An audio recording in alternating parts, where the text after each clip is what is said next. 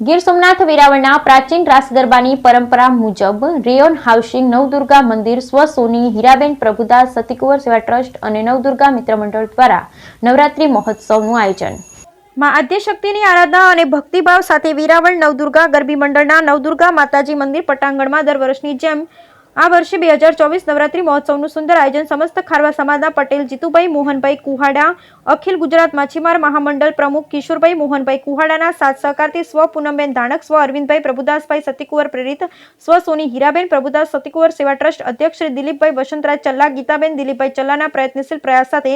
નવરાત્રી મહોત્સવનું નિઃશુલ્ક રાસોત્સવ કાર્યક્રમ અંતર્ગત દીકરીઓને લાણી પ્રસાદીનો સહયોગ અખિલ ગુજરાત માછીમાર મહામંડળના પ્રમુખ કિશોરભાઈ કુહાડા, સમસ્ત ખારવા સમાજના Patel Jitubhai Mohanbhai Kuhada, the Veraval mercantile cooperative bank limited, Dineshbhai Barad, Payalben Parekh, Madhuben, Deepakbhai Tilavat, Piyushbhai